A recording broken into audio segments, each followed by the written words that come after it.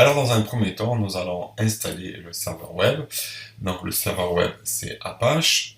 Donc je vais laisser ces fenêtres, enfin celle-ci je peux le laisser. Donc on va faire élève.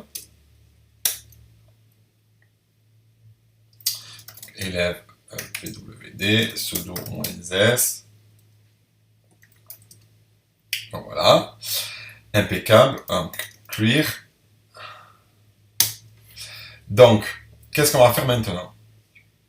On va justement installer Apache. Alors il faut faire donc un apt-get install Apache 2 comme ceci. Donc vous mettez oui. Alors si vous mettez un message d'erreur, c'est qu'il faut mettre à jour votre Linux Ubuntu. Moi il est à jour, hein, mais je vous conseille de faire un apt-get update, un apt-get upgrade.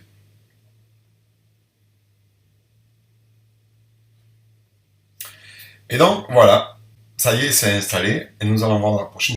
Alors pour configurer Apache, c'est très simple. Il y a plusieurs fichiers de configuration à configurer. Mais tout d'abord, je vais reprendre mon cahier des charges.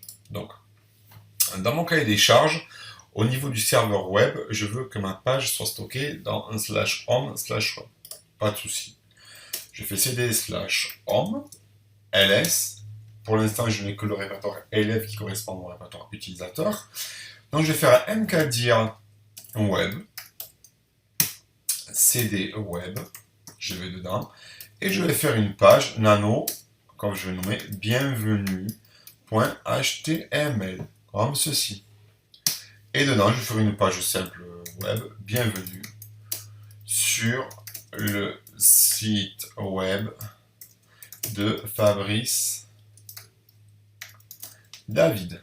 Bon, on va pas faire de balise HTML, on pourrait s'amuser, mais bon, c'est pas le but de ce cours. Le but de ce cours, c'est voir l'hébergement des pages web. CTRL X, oui, entrée. Donc si je fais un ls, je vois que j'ai ma page. Si je fais cat bienvenue, je l'affiche. C'est tout simple. Donc j'ai créé ma page. Maintenant, il faut que je configure trois fichiers de configuration. Le premier fichier, ça va être celui-ci, nano espace /etc /apache 2 /sites available. Alors on peut faire site available comme ceci 00 tab. Donc c'est 00-default.conf. Nano espace /etc /apache 2 /sites-available /000-default.conf. Et là-dedans, qu'est-ce que je vais trouver? Je vais trouver où est stocké de base ma page par défaut. Donc, par défaut, regardez, de base, ma page est configurée dans /var/www/html. Si je prends mon Windows, allez, on va prendre Windows XP, que je tape de base Apache à une page par défaut. La page par défaut d'Apache, on va la lancer. On va lancer IE. Alors ça. Donc on fait http 192.168.1 pardon, .2.1. De base, regardez, j'ai cette page-là. OK? Ubuntu, Apache 2, Ubuntu Default Pages. De base, il me dit, regardez que /var/www/html, c'est le répertoire de base. Si je vais dedans, on va y aller, on va s'amuser. Donc, cd/var/www/html. Et si je fais un ls, j'ai ma page qui est ici. Et si je l'édite, cette page, alors si je fais une carte, on ne va pas voir grand-chose. Voilà, elle va aller trop vite, on va faire mort. Ça ira un petit peu plus doucement. On avait vu la différence. Donc regardez, en fait là j'ai toutes mes balises qui correspondent à ma page. Voilà, qui définissent la taille des polices, ainsi de suite, le couleur de fond. Alors on va faire espace et un peu plus vite. Donc on va trouver, regardez, Apache 2 Ubuntu Default Pages. Je l'ai là. Span Class Floating Elements, Apache 2 Ubuntu Default Pages. Et je trouve donc toute ma page qui est stockée ici avec This is default welcome page used, this is default welcome page used to test the correct operation of the page 2 server after installation on Ubuntu system. En enfin ici de suite. Donc, de base, ma page est bien stockée dans /var/www/html. Donc moi, la première chose que je vais modifier, c'est que je veux plus qu'elle soit stockée ici. Moi, je veux qu'elle soit stockée dans /home /web. Pourquoi? Parce que dans mon cahier des charges, je veux que ma page dans /home/web. CTRL X, oui, entrée. Mon premier fichier de configuration a été enregistré. J'ai un deuxième fichier de configuration à configurer. Il faut que je configure le fichier de configuration nano/etc/apache2 /apache2.conf. Donc nano espace /etc /apache2 /apache2.conf. Ça, en fait, ce sont les autorisations d'accès à mes répertoires. De base, alors il faut descendre un petit peu. De base, par défaut, je n'ai accès. Il faut que je descende un petit peu encore. Voilà, c'est ici. Donc regardez, de base, par défaut, je suis en denied sur la racine. Donc il faut que je passe de slash, il faut que je passe en granted. Comme ceci. D'accord? Si je regarde, j'ai mon user/share qui est en granted. Donc, de base, j'ai que user/share, var www en granted et /serve en granted. D'accord?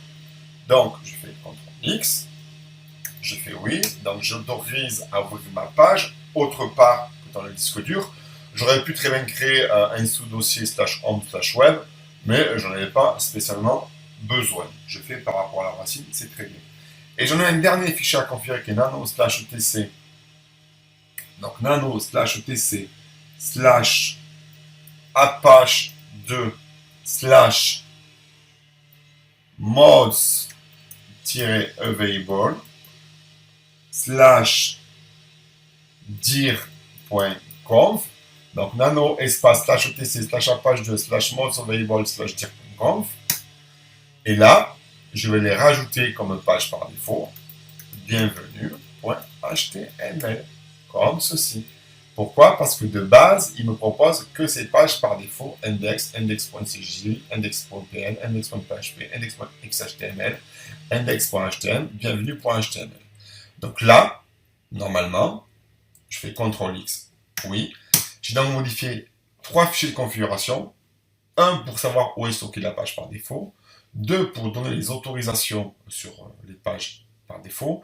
Et 3 pour donner le nom de la page par défaut. Je fais un reboot. Et j'en ai fini avec la configuration de mon Apache 2. Donc j'attends que ça redémarre. Et dans la prochaine vidéo, je verrai comment je fais pour installer le service FTP. Et le service FTP, il s'appelle VSFTPD. Alors maintenant, nous allons installer le service FTP sur Linux Ubuntu Server. Donc c'est très simple. Il suffit de vous faire un apt-get espace install espace VSFTPD. Comme ceci. Vous mettez oui. Et donc ça y est, mon service FTP serveur est installé. Il me faut maintenant le configurer et ça sera le but de la prochaine vidéo. Donc nous allons maintenant configurer notre serveur FTP. Alors au niveau du cahier des charges, qu'est-ce que je veux? Déjà, je veux que mon FTP soit dans /home/ftp. Ça, c'est la première chose. Ensuite, je veux que mon dossier soit accessible en anonyme, alors avec 2 sous-répertoires. Un répertoire upload où j'aurai les droits de lecture, écriture, modification, exécution. Et un répertoire download avec les droits de lecture, écriture, exécution uniquement. Donc allez, je me lance donc à la configuration de ce fameux serveur FTP. Alors tout d'abord, je vais créer mes répertoires. Donc je vais dans cd/home, ls. Donc là, j'ai mon élève et mon web. Donc la première chose que je vais faire, c'est faire un mkdir FTP. D'accord? Donc là, j'ai bien créé mon FTP. Je vais dans mon FTP, ls. Je fais deux sous-répertoires. Je vois bien que je suis dans /home/ftp. Donc, je vais faire deux sous-répertoires. Un mkdir upload, comme ceci. Upload. Et un mkdir download, comme ceci. D'accord? Et je vais mettre les droits. Alors là, il ne faut pas se tromper. Donc, je vais faire un chmod, comme je veux les droits que de lecture sur download. Je fais 755 download, comme ceci. Je fais un chmod 777 upload, parce que là, je veux pouvoir tout faire. Et sur mon FTP, je vais faire un chmod espace 755 espace FTP. Donc si je fais ls-l, je vois que mon FTP il est en 755. Et si je vais dans FTP, que je fais un ls espace -l, je vois que j'ai un 755 pour mon download et un 777 pour mon upload. Donc voilà, j'ai fait mes répertoires. Maintenant, il faut que je configure mon fichier de configuration. Alors, pour configurer mon fichier de configuration, ben, c'est très simple. Je vais aller tout d'abord dans le répertoire. Donc, c'est cd espace /etc. Et je vais faire un nano vsftpd.conf comme ceci. Et vous avez vu, il y a beaucoup de choses.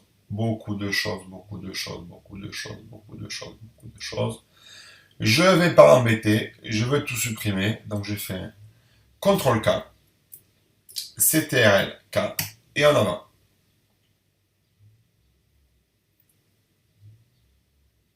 Voilà, comme ceci. Allez, on y va. Donc on fait listen espace égale yes. Alors il n'y a pas d'espace. Yes. Dire message du bas enable égale yes. Connect du bas from du bas port du bas 20 égale yes. Write du bas enable égale yes. Anonymous du bas enable égale yes. Anon du bas upload du bas enable du bas égale yes. Anon du bas mkdir du bas write du bas enable égale yes. Anon du bas other du bas write du bas enable égale yes, comme ceci. D'accord? Donc ça, en fait, là, je vous ai mis, en fait, la configuration de base, c'est-à-dire qu'en fait, si j'avais fait un petit peu le tri dans mon fichier de configuration, je serais arrivé à ce fichier-là. Donc on aurait pu le récupérer justement en faisant un petit peu le tri dans le fichier de configuration. Alors moi, je m'embête pas. Soit en général, je supprime directement le fichier de configuration, ou soit ce que je fais, c'est que je le supprime en faisant un CTRL-K, et puis c'est plus simple, comme ça au moins, ça permet de rester dans le bon fichier et de ne pas se tromper. Alors, nous allons voir la configuration pour changer le répertoire par défaut. Alors, il vous faut faire un anon root, c'est anon-du-bas root égale /home/ftp. D'accord? Donc c'est là que seront stockées les pages par défaut. On peut voir une autre commande qui est max clients, qui est assez utile. où on peut limiter le nombre de clients. Donc moi, des fois, je les mets à 3. Bon, de base, il y en a, je sais pas combien, je crois des millions. Donc, c'est une commande qui peut être intéressante. Donc, je la mets de temps en temps. C'est sympa de pouvoir limiter justement le nombre d'utilisateurs parce que c'est vrai que on peut être vite débordé sur un serveur FTP. Surtout quand on a des gros fichiers à télécharger. Et une dernière commande qui me paraît sympathique, c'est que vous mettiez justement une bannière. Donc de mettre un petit message bannière. Donc vous faites un ftpd tiré du bas bannière. Et là vous devez mettre entre guillemets. Ouf, attention, pardon. Donc ftpd bannière. Et là on peut dire bienvenue sur le serveur FTP de Fabrice David. Voilà. Donc là, j'en ai fini avec ma configuration du fichier vsftpd.conf. Allez, je revérifie rapidement mon fichier quand même avant de redémarrer mon serveur FTP. Ah, vous voyez, j'ai bien fait de vérifier. Donc, il faut toujours vérifier. J'avais une petite erreur. Oh, c'est bon. Allez, ça va être bon.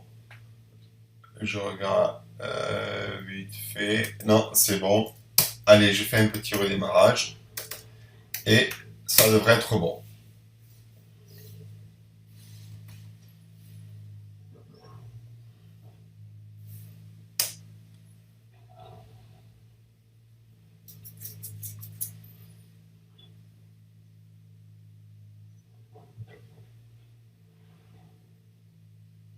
Alors nous allons voir maintenant dans cette vidéo les services que j'ai installés précédemment, à savoir page2 et VSFTPD. Donc pour tester c'est très simple. Je prends mes deux clients qui sont ici et je vais commencer par tester le serveur web. Alors le serveur web pour le tester c'est très simple. Je prends mon navigateur et je mets l'adresse IP de mon serveur. Et c'est parti. Voilà, donc je fais http://192.68.2.1. Impeccable, bienvenue sur le site web de Fabrice David. Donc j'ai mon serveur web qui marche. Je vais tester mon serveur web également sur mon poste Windows 10.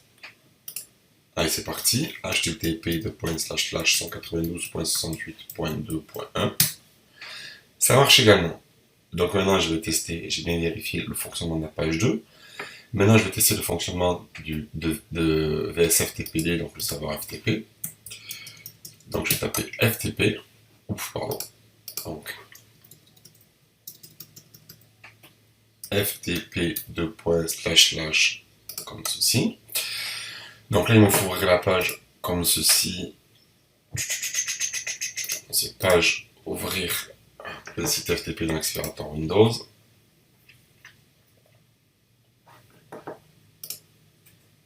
Voilà. Donc dans Download, normalement, je ne peux rien créer, mais je peux, alors je vais sur mon Linux, créer un petit fichier pour tester.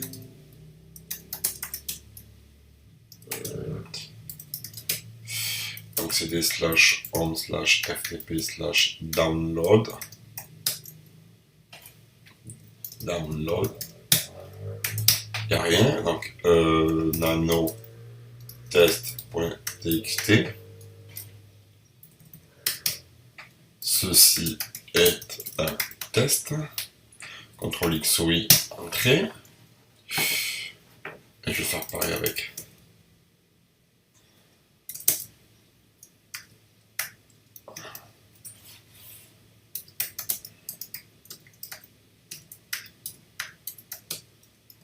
Ceci est un test. Allez, comme ça, moi j'ai fait mes deux petits fichiers pour tester. Donc si je me mets là, actualiser, impeccable. Donc je peux l'ouvrir, par contre je ne peux pas le supprimer, c'est tout à fait normal. J'ai pas les droits. Maintenant, si je vais ici, je peux très bien l'ouvrir. Je peux très bien le copier. Et bien entendu que je peux également le supprimer.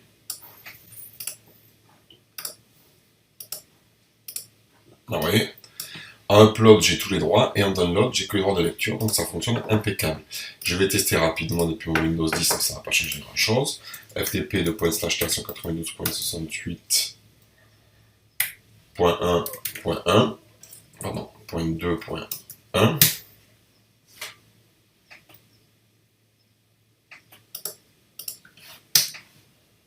Il va arriver.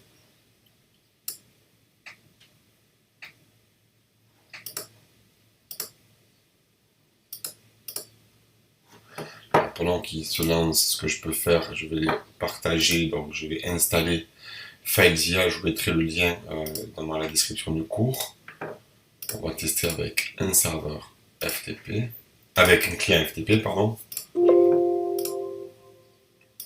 Voilà, comme ceci. Donc j'ai mis sur mon bureau à moi, qui est ici l'installeur de FileZilla.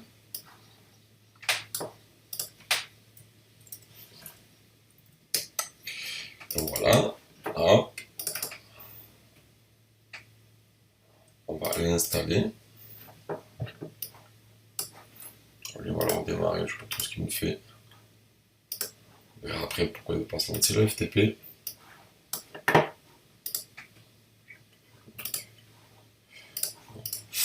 Alors, je l'ai installé, voilà. Alors, un petit bug avec cette version, il faut ignorer, mais ça marche. Donc voilà, j'ai bien mon FTP, donc FTP de 192.68.2.1. Donc voilà, est-ce qu'on voit apparaître le petit message? Oui, vous voyez le message que j'avais mis de bienvenue sur le serveur FTP de Fabrice David. Je ne le vois, ça, qu'en utilisant un client FTP. Je ne peux pas le voir en utilisant l'explorateur d'IE ou de Firefox ou de Chrome. Il faut utiliser un serveur FTP pour un message FTP. Donc ben, voilà, si je vais dans Download, que j'essaie d'ouvrir, alors on va le copier sur le bureau, ça marche un petit peu comme ça, voilà.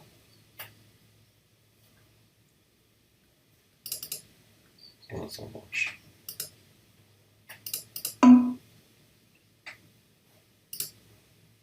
Ah mais non, d'accord, on va supprimer celui-ci. Voilà. Il copie, impeccable. Qu'est-ce qu'il me fait le serveur?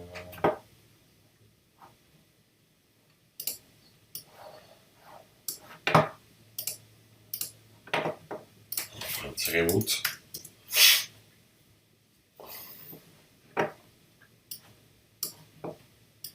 Bon, en même temps, j'ai mis 3 connexions maximum de clients, donc voilà, moi je n'ai pas plus.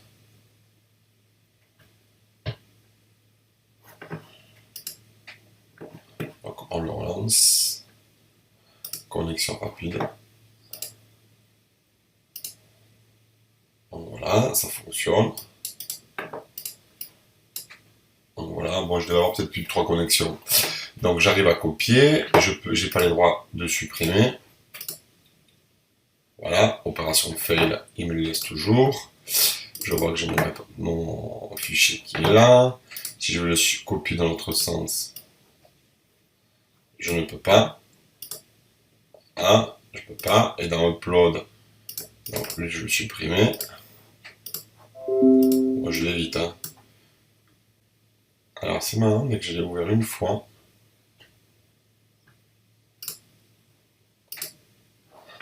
Je sais pas pourquoi. Ça fait ce petit bug. Bon.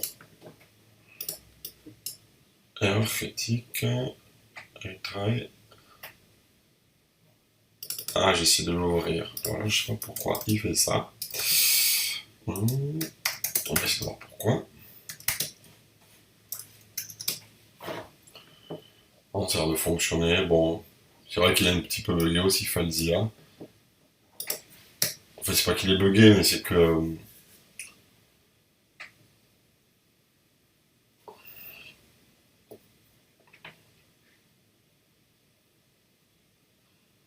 Donc voilà. Alors, pourquoi il ne veut pas copier? Erreur du téléchargement. Alors, qu'est-ce qu'il me fait? Si je vais là. Ah oui, je dois être, voilà. C'est parce que j'étais connecté aussi ici. Alors, c'est normal. C'est très bien qu'on fasse cette erreur. Je reprends FileZilla. Voilà. Donc, 192.68.2.1. Impeccable. Donc, si je vais dans Upload, c'est une erreur critique. Alors, on va essayer de passer en mode actif. Mode actif. Retour en mode actif.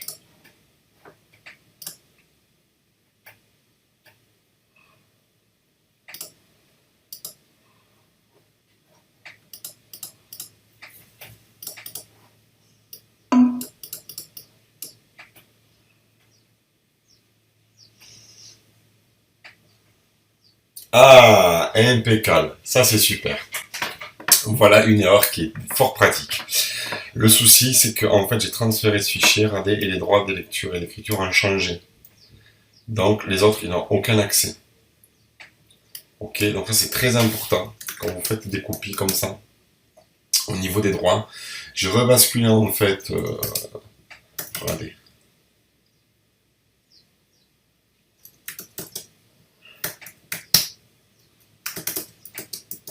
Voilà, c'est très bien qu'on le voit ensemble. Regardez, si je vais dans cd/home/ftp, cd download ls, donc là si je fais un nano, si je fais un ls espace -l, j'ai les droits de lecture, mais comme j'ai retransféré de mon poste, il me donne aucun droit, donc ça c'est un souci. Qui est un petit peu pénible dans le sens où quand vous retransférez des fichiers, il faut faire attention aux droits pour aller dans Upload. Ça c'est un bug qui est connu. Hein. Bon, il y a une solution, on va pas voir la solution, mais c'est de modifier en fait les droits d'attribution automatique, justement au niveau des copies écriture sur le serveur. On va pas rentrer dans les détails. Hein. Donc là, je vais refaire un nano test.txt. On va faire un chmod quand même. Chmod 777. Voilà, et là, regardez, ça a marché. Donc c'est normal. Hein. Alors on va aussi d'ailleurs regarder, on voit les droits d'accès là. De là. Donc ça c'est sympa. Donc j'ai pu copier. Si je le supprime, ça fonctionne. Et si je le remets dans ce sens-là, je vais actualiser. Voilà, c'est toujours pareil. Donc hein, c'est chmod. Pour vous refaire des transferts, si vous voulez le réutiliser ailleurs, et bien le problème c'est qu'il vous faut justement avoir les droits, sinon ça ne fonctionne pas, parce qu'on est en anonyme. Et anonyme c'est considéré comme autre utilisateur et pas comme utilisateur FTP. Bon, c'est un peu compliqué à comprendre, c'est comme ça que ça fonctionne. D'accord? Donc ça marche très bien avec FileZilla. On va essayer rapidement de voir pourquoi mon Windows 10. Alors c'est vrai que Edge aussi, alors lui par contre pour le coup il est vraiment bugué. Donc si ça marche pas, j'utiliserai IE. Donc ça marche. Donc ouvrir la page, alors où c'est que c'est ça? Ouvrir la page.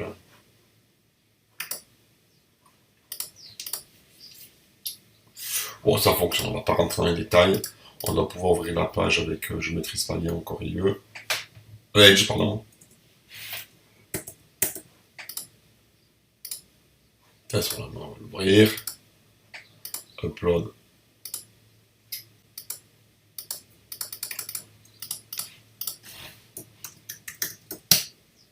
Oui, bon ça c'est lui qui est assez bugué. On va sortir avec IE. Qui est, bon c'est le même IE en fait que sur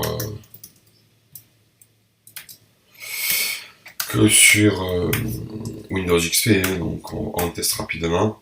Je ne vais pas retester avec FileZilla depuis parce que c'est la même chose. FileZilla étant un client qui s'installe partout.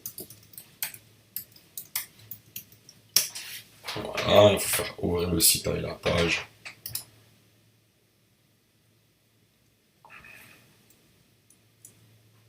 Voilà. Donc c'est bon, affichage, ouvrir le site FTP dans l'explorateur des fichiers. Allez, ouvre-toi.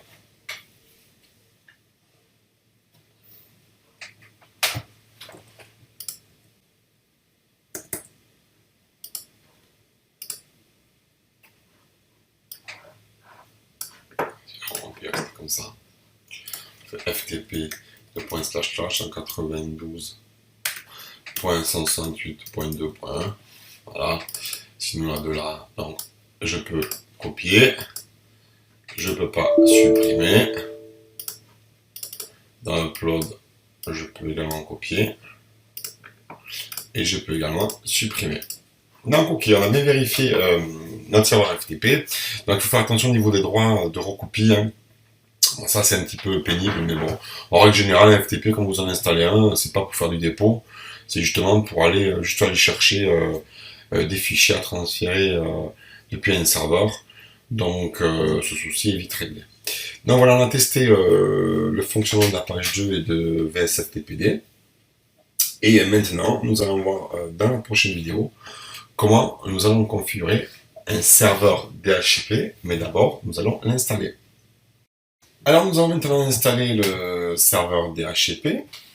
Donc, il suffit de se loguer, pwd. On va vérifier qu'on a toujours Google, mais il n'y a pas de raison. Donc, ping google.fr, impeccable.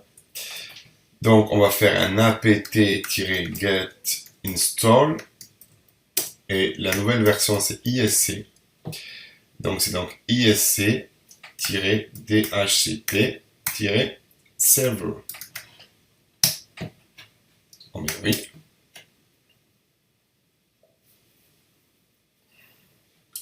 Là, on fait un petit reboot.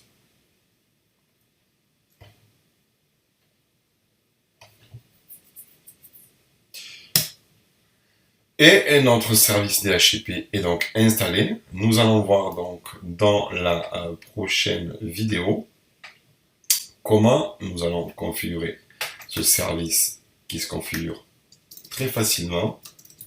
Il est juste dépendant d'un fichier de configuration et on le voit dans la prochaine vidéo. Alors nous allons voir maintenant comment nous allons configurer ce serveur DHCP. Donc déjà c'est un fichier qui se trouve dans nano /etc /dhtabcp /dhcpd.conf. C'est celui-ci qu'il faut configurer, pas celui qui est dans /etc. Donc nano /etc /dhcp /dhcpd.conf. Et là j'ai mon fichier de configuration. Alors on va pas s'embêter à tout enlever, on va garder surtout les commandes qui sont un petit peu dures à taper, enfin dures. CTRL-K, celle-ci on va la laisser. Voilà, default list max leaks time, ça me plaît, donc je le laisse, comme ceci. Voilà, CTRL-K. Alors subnet, je ne sais pas pourquoi elle est en bas, mais on va la mettre plus haut.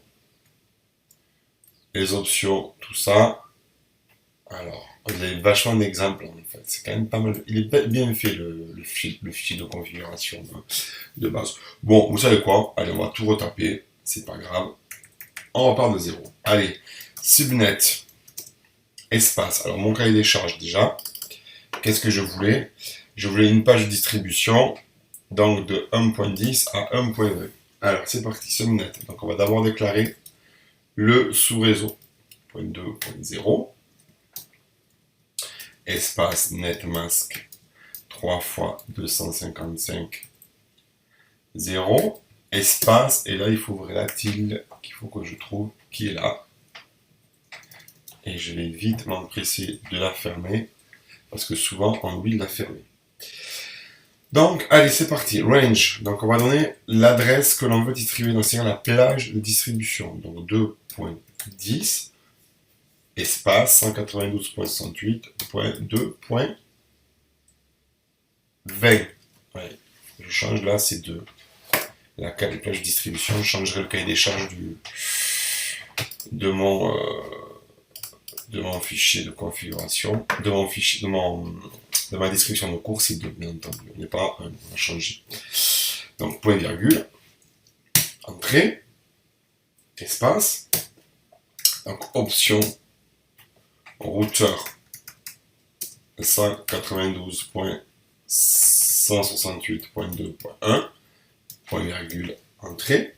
Donc j'ai mis comme routeur mon serveur Linux, même s'il n'y a pas de passerelle, hein, c'est pour que vous voyez la configuration d'une passerelle. Ensuite, option domain-name-server, espace 192.68.2.1. Donc là, j'ai configuré en fait la distribution de mes plages de 2.10 à 2.20. Et ensuite, on met ce qu'on appelle les options étendues. Donc ça, c'est la passerelle 192.8.2, c'est-à-dire qu'il va distribuer la passerelle à mes clients DHCP. Et option de domain name server, pareil, il va mettre en DNS 192.68.2.1. Alors ensuite, on va mettre default -lease-time 86400. On verra dans la prochaine vidéo à quoi ça correspond. Et là, max lease time 604 800. Je vérifie rapidement. C'est bon, ça m'a l'air d'être pas trop mal. Donc on fait un CTRL X. Oui. Et pour vérifier que tout fonctionne, on fait un reboot. Ou sinon, on peut faire un /etc /init.d/isc-dhcp server restart. Donc là, il m'a redémarré le service DHCP. Alors ça, c'est pas mal de le faire en fait comme ça, de faire un reboot, même si je suis très friand du reboot. C'est parce qu'en fait, si vous avez un message d'erreur dans votre fichier de configuration, regardez, on va faire une erreur au hasard. On va oublier ce point virgule. Normalement, il vous met l'erreur. Ah non, il ne le met pas. Bon, des fois il le met, bon c'est une petite erreur, mais en général les grosses erreurs, il vous les met dans le redémarrage de la ligne qui ne marche pas. Donc c'est bon. Maintenant, je vais donc configurer d'autres paramètres qui sont la réservation de la carte réseau, mais nous allons voir aussi les durées du bail et les exclusions.